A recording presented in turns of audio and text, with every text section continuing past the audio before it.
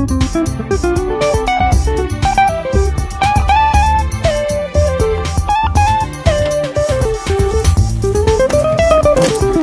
everybody, welcome to this month's edition of My Life on the Hill.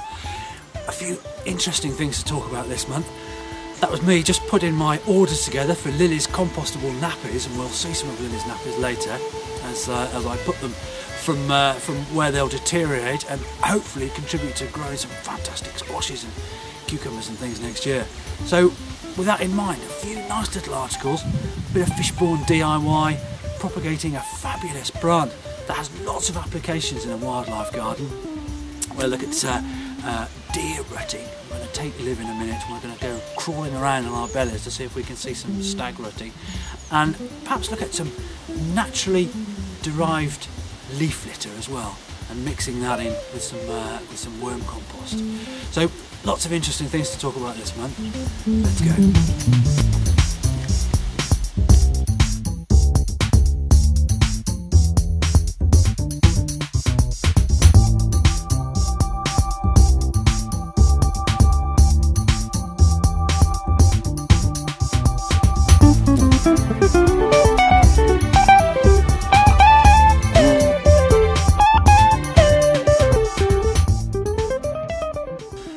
This wall was one of my pastimes this summer, and I haven't had a great deal of time to do much DIY because of the new little Lily on the scene. But nonetheless, I wanted to get this done because last winter was so extreme. The bank behind the house, what tends to happen, whilst the integrity of the bank is good, the moisture gets into the soil and you have that really hard freezing, and of course it expands and it just kind of blows a portion of the bank. So as I netted the bank with some kind of roadside verge netting, incredibly strong stuff, it stops the material sort of tumbling down. It tends to sort of bulk out in the bottom. So what I've done, I've built this wall here at the bottom of this bank that runs along at the back of the cottage. Ultimately I'm going to cover this and extend the wood store a bit. But there are easier ways than building retaining walls if you can get away with it. I mean, this is aesthetically pleasing anyway, this wall. And what was quite fun is our neighbours down below us were building an extension. Their original building that was taken down had some of the stone that would have been harvested from the quarries adjacent to these properties. So they said, "Do you want this stone, Richard?" Because their stonemason didn't want to work with the rough cast kind of knobbly material that is this wonderful Silurian limestone. But I think it's beautiful. You know, it's full of little nooks and crannies. So I've kind of barrowed out the back of the house, built this here, and I'm going to cap it over with some paving slabs that again I got free from a mate, which is good. But when I backfilled it with soil, the retaining wall. Now, the rest of this bank I've inundated with ivy, the idea being that the ivy climbs up the mesh and seals it. I mean, ivy is an enormously important plant within the context of wildlife conservation, preservation, provision of habitat. And what I've done is one of the most successful species of ivy that's done particularly well in this dark sort of north side of the house. I've cut some of the little rootlets, and I'll show you those in a bit. I've potted them up, and unfortunately they're doing quite well.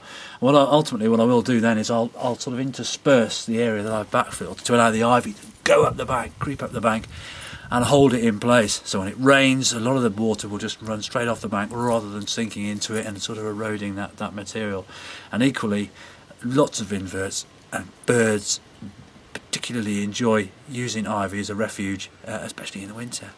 And it provides a wonderful source of nutrient for inverts as it flowers, and also when it fruits, which we'll look at in a minute as well. So I'm particularly pleased the way these have turned out. Whilst I was building that retaining wall, I simply took some cuttings. You know those little cuttings on the ivy where the rootlets are appearing? You know, ivy tends to get more prolific as it sort of creeps up an embankment and throws new roots to sup in some nutrient, and consequently does really well off the back of that kind of spreading itself out. So all I did is cut some of those little cuttings with little rootlets on there and stuck them in a little bit of compost and covered them over, and I've remembered to water them, which is always a good sign. It's the kind of thing you need to do, and consequently this would have been the original leaf, and all these little new leaflets are being thrown out. So what will happen is that wonderful root bowl will form now over late autumn through the winter, and I'll plant that out into that bank next spring. and it really just sets that ivy up for a really good start, you know, and it'll throw itself up that bank during the next growing season. So it's done really well, and I particularly like this variegated varieties of, I mean, lots and lots of different types of ivies. Obviously this is hybridised to the extent that it is variegated, but it makes for a nice soft feature as well, and it'll thicken up beautifully over the years. And lots and lots of species, I mean, certainly like the yellow brimstone butterflies, wrens really rely on that dense cover in the winter to cover themselves up. And because there's some cover in the back of the house already, I'm expecting lots of animals to take full advantage of that space. Having admired my fantastic little upstarts, we'll go and look at some of their rather larger brethren. And then the full is inundated with ivy. I mean, I deliberately let it do well. So we'll go and look at that. And this is the end of season now, bearing in mind, you know, we're sort of middle October, the weather's changing, it's kind of cool, but we can still see the remnants of some flowers and brand new berries appearing. So go on, let's go and have a look.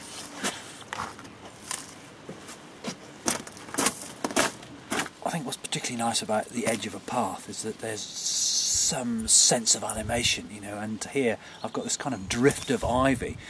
It's quite neat in the sense that it will throw flowers in the autumn where everything else is tending to fruit. So you have these wonderful, this kind of plethora of flowers. We get a host of inverts. Now everything's going over. As I look at this ivy now, there are a few wasps that are probably on borrowed time, just making good with some of the nectar from some of the flowers, the remnant flowers really, and the odd blue bottle. Frosts are coming, so I don't rate those guys' chances much now over the next few days. But of course, as the flowers go over, you get the berries developing right through the winter. So you tend to get a heavy crop of berries, especially in the end of the winter, arguably when it's most important for many species of bird to be able to feast on that. And because of the density and the evergreen nature of the ivy, it really creates this fabulous cover. So it's a brilliant place for birds to hibernate. It's windproof and frostproof, and of course it's a relatively safe place from predators. So really, in a garden, if you've got the opportunity to allow an area to become inundated with ivy, just, you know, go for it.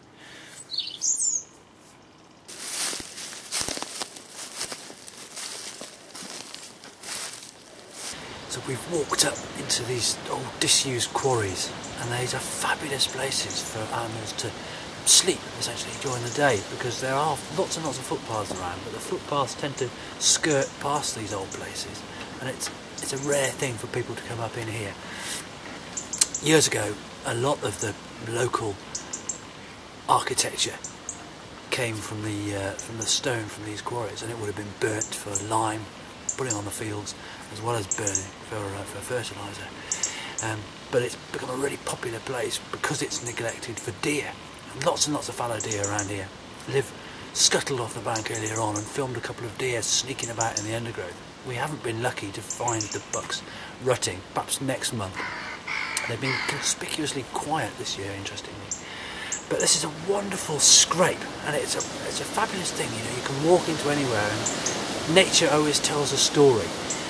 And this is where an animal has poured its way out and made itself a lovely little nest, and there's another one next to it, a slightly smaller version. So it's probably a doe that's made this nest, and her fawn has bedded down there next to her. And very obviously it's something that is large enough for a deer to make, but what really gives the game away are these little hairs. So the whole space is inundated with deer hair. And really, I can't imagine a place that's more pleasant to spend some of the day.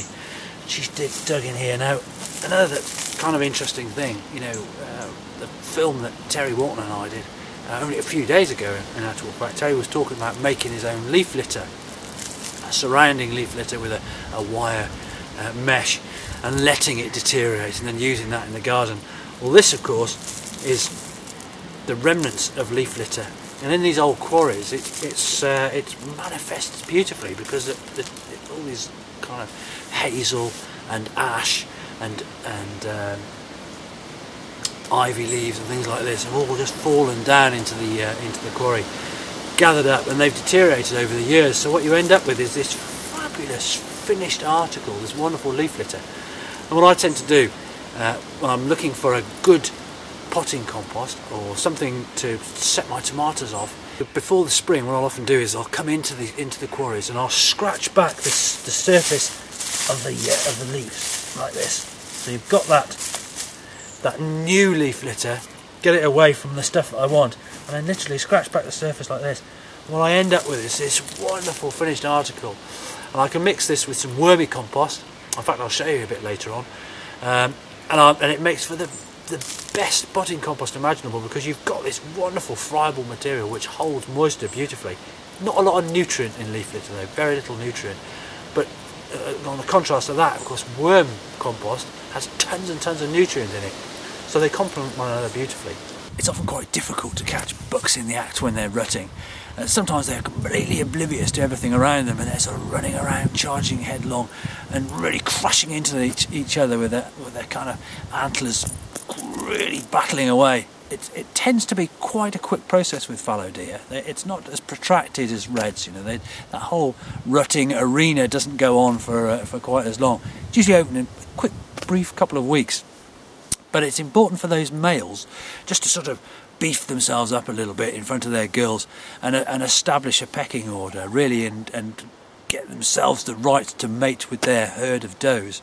So what will happen is every year the bucks will get together and they'll just size each other up. Now the smaller, weaker, really quite adolescent juvenile ones won't front up to a big antlered animal, but if they're equally matched, they will definitely engage in some serious combat, and they can die from it. I mean, I've found dead fallow bucks with holes in their sides where they've obviously been impaled, possibly as they've turned away, and the other animal sort of has been a little bit opportunistic and gone and lunged at it and kind of stabbed it in the midriff, and they might well die from that. So it's not all for show, but it's a wonderful thing to see. And I'm hoping that I'll get the chance to see it at some stage this autumn. We may even get the chance to film it in the next episode. We'll have to see.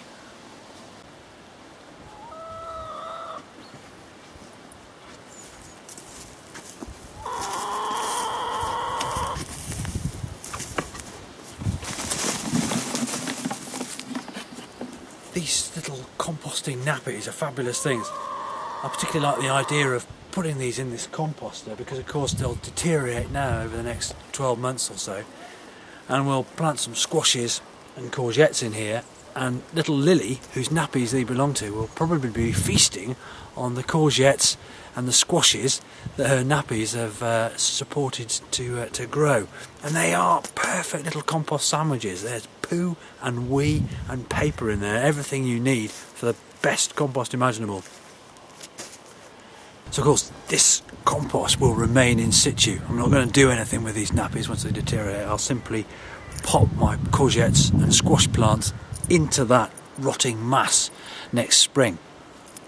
One thing that's worth thinking about, I'm stood hovering over this compost heap, but there's no smell at all. I mean, people often think that compost heaps do smell and they're unpleasant, even when I'm putting in lots of the scrapings from the chicken shed floor. You know, there's lots and lots of poo and straw and paper and greenery and things in there, and that is the most important thing, because it's the mix that stops the smells. If you've got plenty of carbon in your compost, then obviously the nitrogen is being broken down efficiently, because it's the carbon that gives all that microflora and fauna in the compost heap the energy to break everything down efficiently. So the mix is all important. So consequently you can put a lot of, relatively speaking, unpleasant things in a compost heap and they won't smell. So from composting nappies to a bit of vermiculture, which is in fact worm composting, or at least composting almost specifically through the actions of earthworms. I've got wormeries scattered around all over the place, and what I wanted to do especially was show you the distinction between some of the leaf litter that we were looking at earlier on and some of the things that worms can create. This stuff is incredibly nutritious, but it should be used sparingly in the garden. If you get these two materials together, and it's very worm compost worm casts. I mean, essentially that's pure worm poo. It's very damp. It moulds beautifully.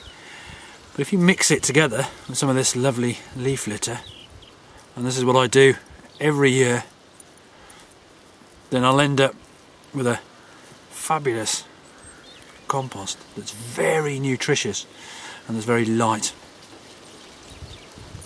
And I can put that into pots, start my seeds off in it, but equally I can grow my tomatoes in the planters in it, and I don't have to worry too much about liquid feed either. I mean, the beauties with a wormery equally is you do end up with all this wonderful sort of liquid that just drips out of the wormery. I mean, this has obviously got some leaf litter in there from the hedge, but a few leaves deteriorating in this this discharge, this leachate, is wonderful stuff. And this, because everything's practically finished growing at this time of year, I will bottle up and I'll keep this to the next growing season. And I'll have a lot of this right through the year. And these wormeries live outside all year. What I would say though, it's probably a good idea to afford them some protection during the winter, during the colder months, you know, a little bit of bubble wrap around there or something like that. Because potentially if we're going to experience a really cold winter again, and these earthworms are subjected to cold freezing spells for any length of time, it could make them infertile, sterile in fact. Is there such a word as infertile? Don't know, but if there isn't, there should be. So it could make them sterile, and then of course consequently that will compromise the next generation of earthworms.